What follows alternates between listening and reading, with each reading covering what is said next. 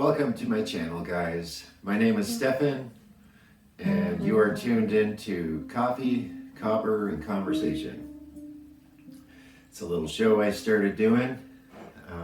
Well, it's the third episode, so it's new, but I have an idea with this one, and we're gonna see where it all goes.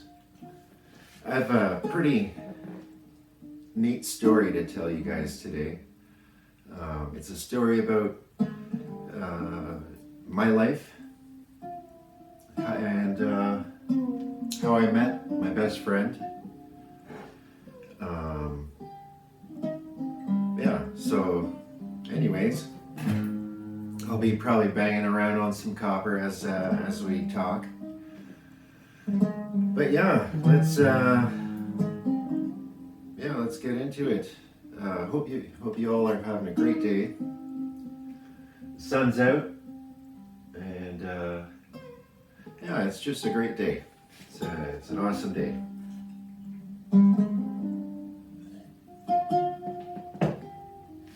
So, to set the scene, the main part of this story begins around 2015.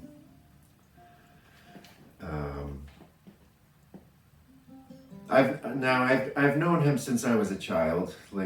He was a police officer in our town, so I've known him. I've known him for probably like almost 25 years, and yeah. But anyways, I never knew that we would actually become friends. So,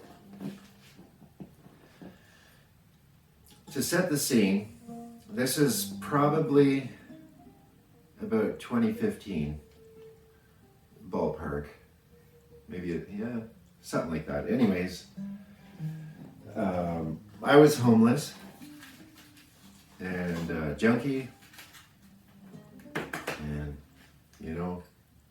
just not living a very good life.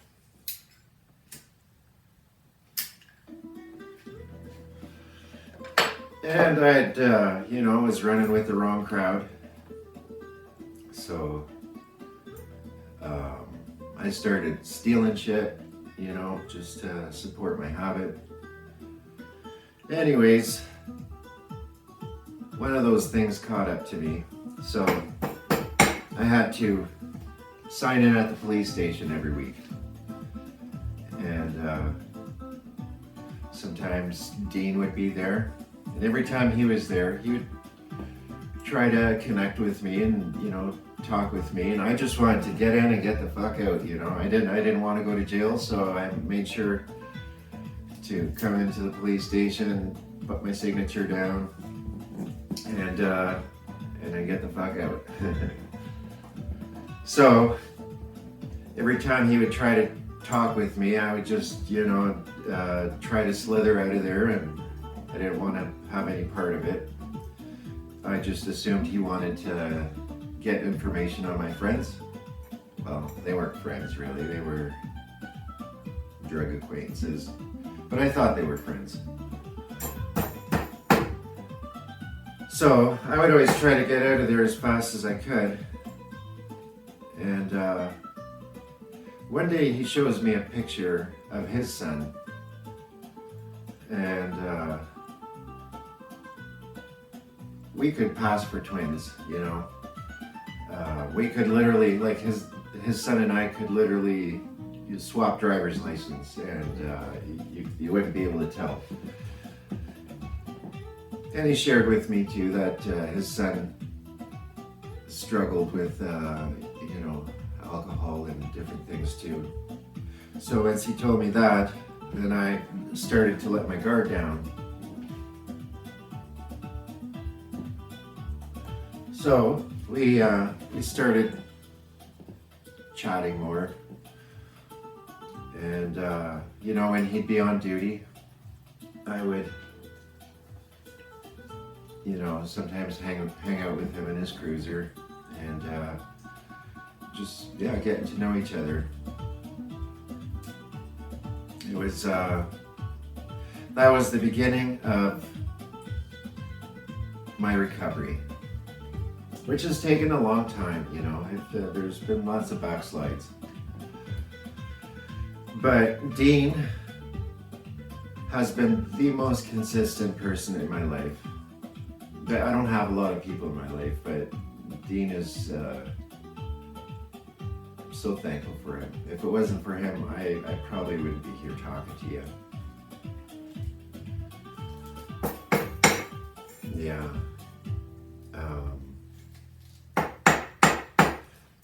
He helped me get you know, my driver's license back, and just get me set up, you know.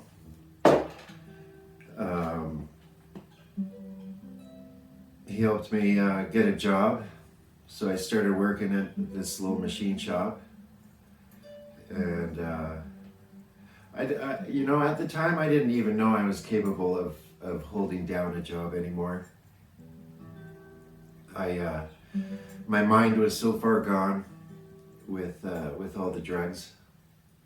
At the time I was, well, opiates were always, you know, the priority in my drug use. That was the priority. So like opiates, that was a guarantee. I was always on opiates. And then I started using meth.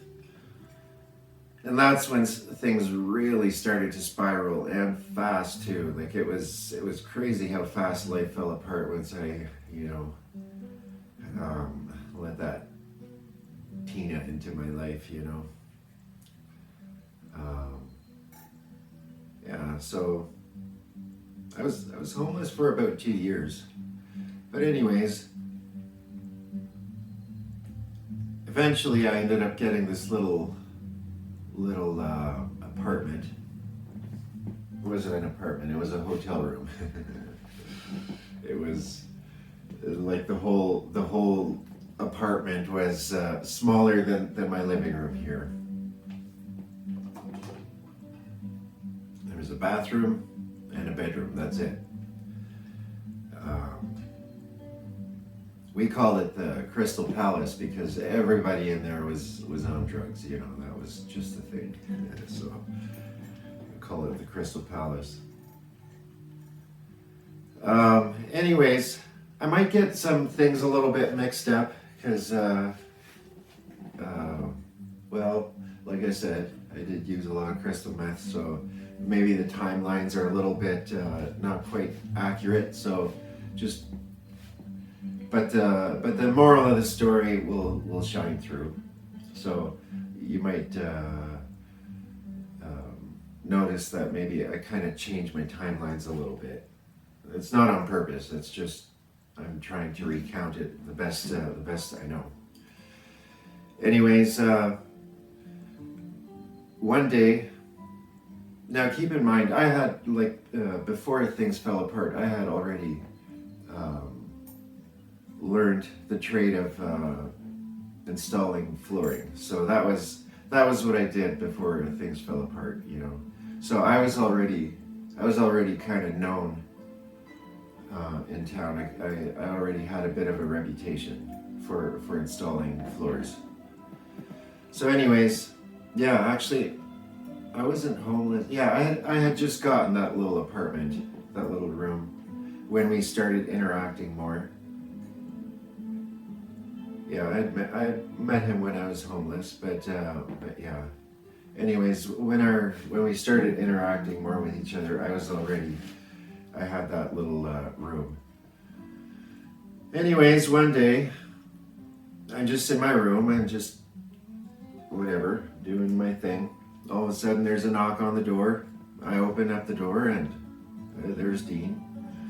And he was looking for somebody else, like he was chasing somebody. So I open the door and he's like, is that guy in here? I'm like, no, there's nobody here. He's like, can I look in your room? I'm like, no, dude, it's a mess. I'd rather you didn't. But he was persistent, and I'm like, listen, if I let you in my room, you're gonna see a bunch of illegal stuff, you know. It's I don't want to go to jail, so I prefer that you just, you know, trust me and he's understand that he's not here. But he didn't that wasn't good enough. So finally he was like, yeah, dude, don't worry, I don't care what I see in your room, I just want to make sure that that guy isn't in there. So reluctantly I let him into my room, and it was a fucking mess. It was like, well, you know how crystal meth people are, right? They just got all kinds of shit laying around, and everything's taken apart, and it's all shambles, you know. A very good reflection of, you know, a person's inner state. Anyways, he saw that the guy wasn't in my room, so he said that he was in the process of buying a house, and if I'd be willing to install the flooring in his house. And I'm like, oh yeah, fuck yeah, I'll do it, you know. I hadn't had any money in a long time. I was on like welfare, and I was like, yeah. So he's like, well, this deal's gonna go through like in whatever, a month or two. Then I'll be ready for the flooring. So he asked if I could straighten myself up enough to be able to do that job. Like, I'll try, no promises, but I'll try. Anyways, when the time comes, of course I was still all scatterbrained, but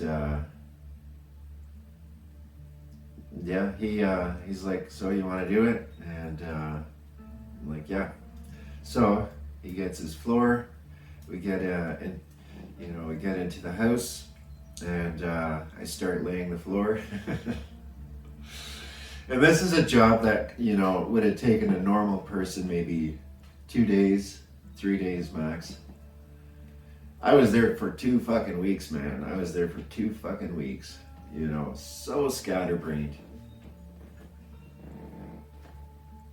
And he was patient with me. He was so patient with me. He was so patient with me. Anyways, I got the job done, and I did an amazing job. He'll tell you himself. I'll have him on at some point.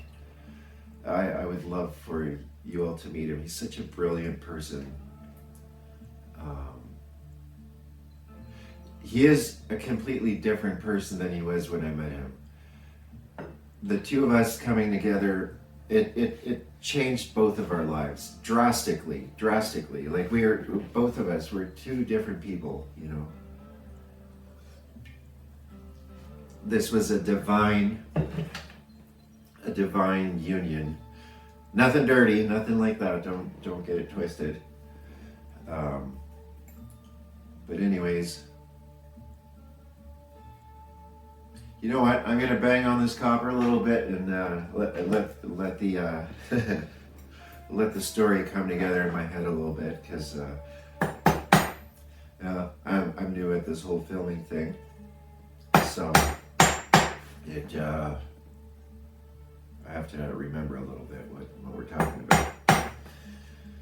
Right now, I'm just straightening up some wire, because yeah, I like to make different, you know, things, something to do in the morning before work. Anyways, where were we? Yeah, I got the floor done, and he asked if I wanted to get a job, and I did, but I didn't know if I was capable of working. So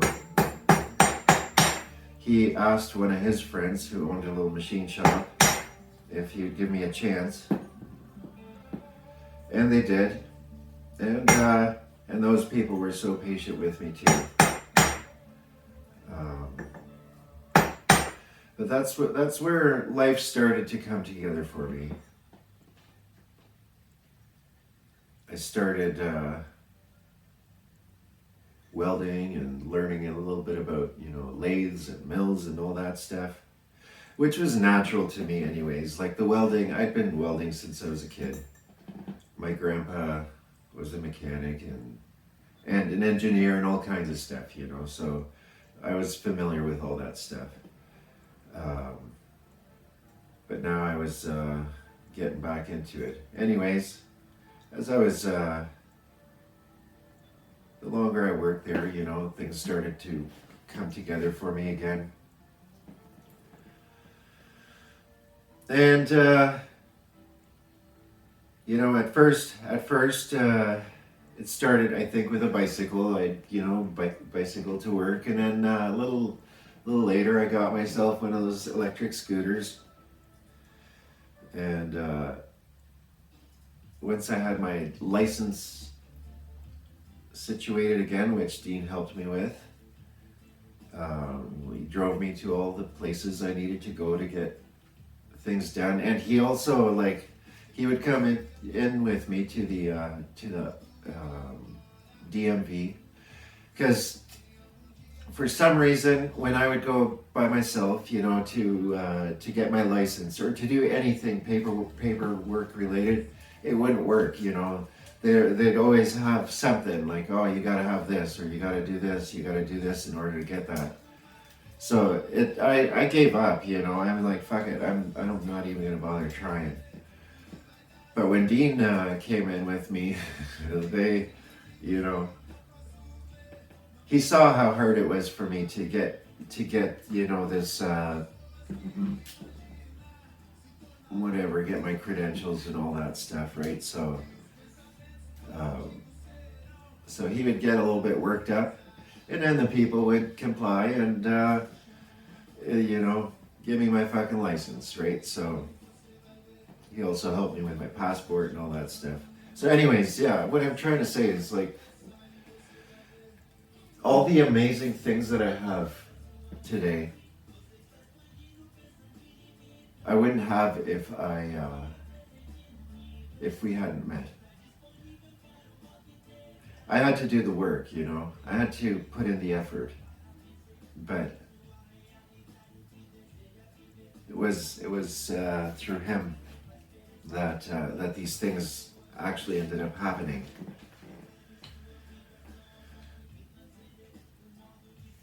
He also got together a support group for me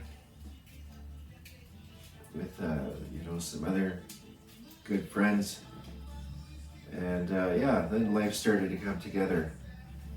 I was able to start living again, and then shortly after we met, maybe a year into it, maybe not even quite a year into it, another friend introduced me to this. It was a show on Netflix at the time, but it's actually a book. It's called The Secret. It talks about the law of attraction.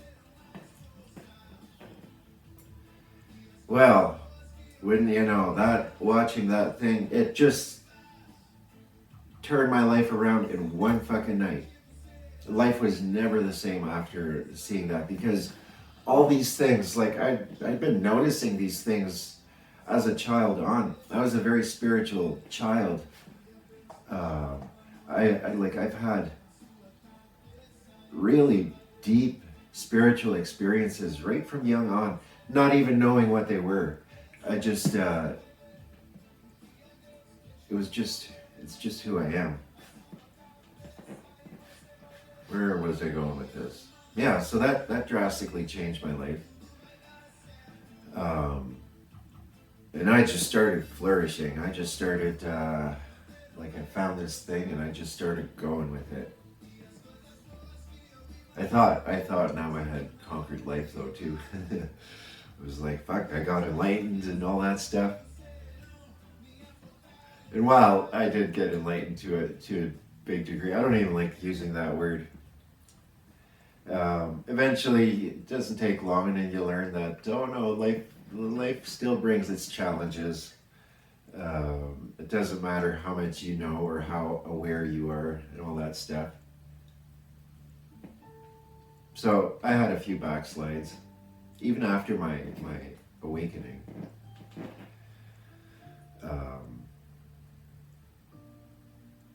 That was an interesting thing. Doing drugs after you've, after you've become aware, it's very different. They don't hit the same.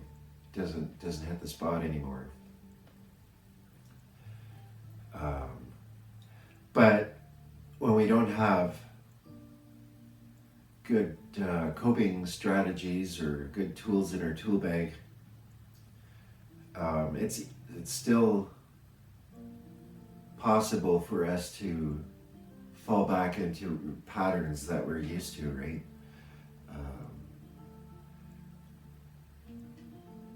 So it's important to have these different tools ready, even before sobering up.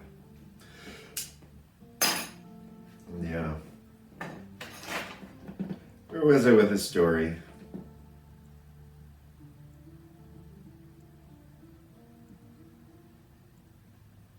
Yeah, kind of forget. But anyways,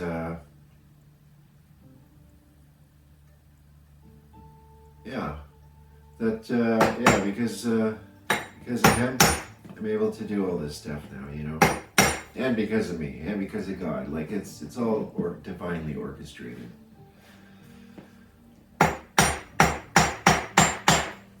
Yeah, so it was nice to be able to live again. I didn't want to be alive before, I had. This was already after I had to start signing in at the police station, but there was I had overdosed, and this was actually, I think, a day before I was supposed to go sign in. I had overdosed on fentanyl, twice in one day, mind you. That was twice in one day that I overdosed. The first time I was driving while it happened. I've made another video about that, but anyways, I'll give you a quick little rundown. We were going to pick up this lady's pills, and on the way there, she made herself a needle, and she offered me one. I'm like, sure, why not?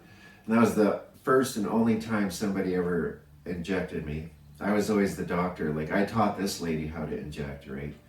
I was the doctor for, the addicts that had a hard time finding a vein. Some of them, I'd shoot them up in the neck. This one guy, he had his veins used up. I would have to literally, like it would take me like a half hour sometimes to find a vein somewhere to shoot him up. Anyways, I'm kind of getting off track again. So yeah, when she injected me, everything went dark, like everything closed in like a tunnel. And I'm like, but I was always a little bit, I think I was always a little bit more aware than the average person, right? Even before I was aware. I just noticed different things, right? Anyways, it took all my intention, all my strength to just remain conscious long enough to get pull into a driveway, and then she had to take over driving for me. Anyways, fast forward to later on in the day, I made myself another needle, in just a very little bit. It was super potent stuff. I think it was carfentanil, so it wasn't just normal fentanyl, it was carfentanil, which is even more potent. And that was a very much a fatal overdose. Like I did die from that one, but I was fortunate because it happened in front of somebody, or in front of it, like there were people that witnessed it. So they started doing CPR on me, and this was out in the country. This was out in the country. And so it took a while for the paramedics to get there. So I was told that I was gone for an hour, right? So they were for an hour doing chest compressions and mouth to mouth and all that stuff. I should not, like, if this had happened to, like, somebody had overdosed in front of me, and like I would have given up after about 20 minutes, you know. I didn't really know much about it, about like how to revive overdoses at the time, but I would have probably given up after 50 or 20 minutes, maybe half hour. It's happened, right? But luckily there was, you know, paramedics came. But I've been in those situations too, where I'm reviving, doing what I can to revive people. Nobody, thankfully, the people didn't die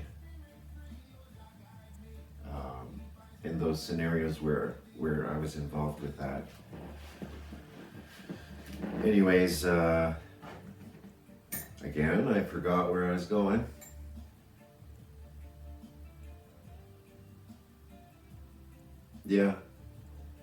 Yeah, so I'd overdosed, and then the next day I was supposed to go sign in, but I was laid up in the hospital and all that. But throughout all this stuff, you know, he was there. He was just so ready to be there for me, you know. At the time, I'm not going to go too much into details, right? This is, you know, I'll let him share these things. But at the time, him and his son weren't, you know, didn't have much of a relationship going. His son lived in a different, like, quite far away. So anyways, Dean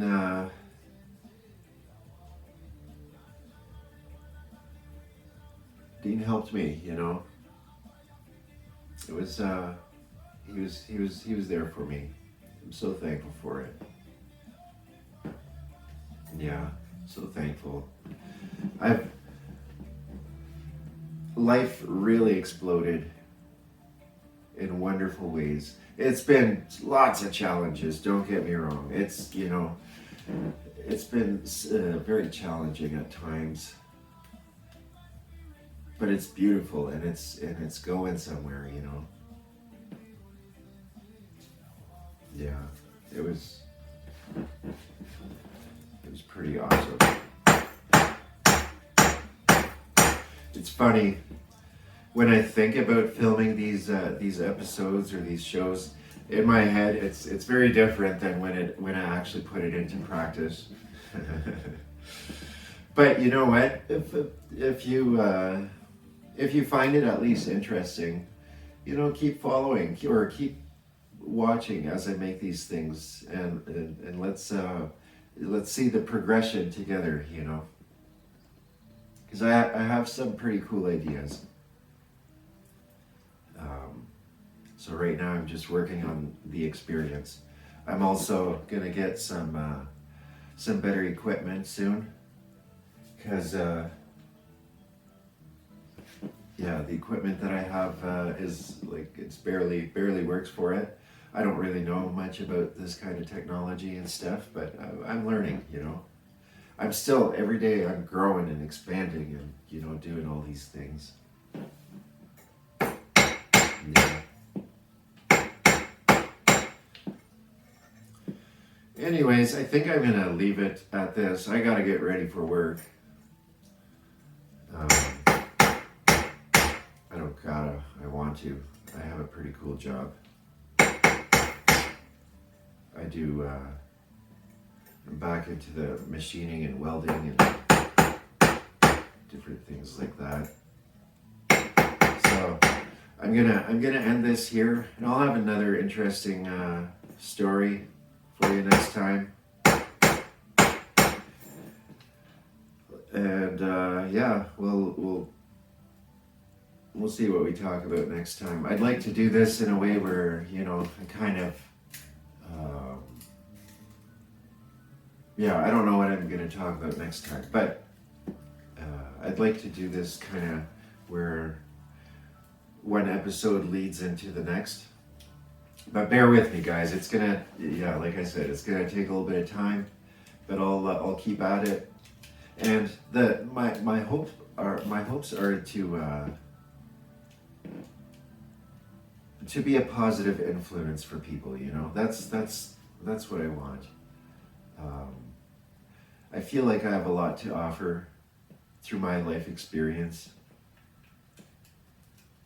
So that's the goal. But for now, we're gonna call it a day. Remember, playing with yourself sometimes doesn't make you lose your hair. It's okay. And yeah. But anyways, remember to be patient with yourselves, be patient with others, love yourselves, love others. When things get tough, take a moment to breathe, set yourself down, and just, quiet things down a little bit. Just sit yourself down, take some deep breaths.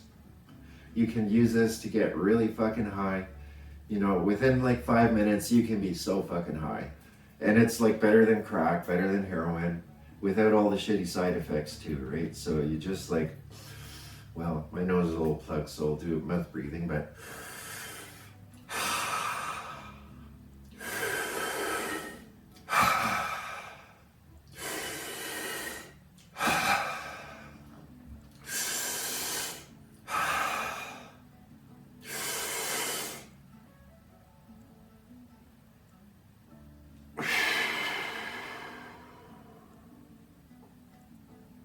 even that little bit just feels so fucking good, man. Thank you for the fucking air, God. Thank you for the air. It's the air is God. Have a great day, guys. We'll see you next time. Okay, then bye.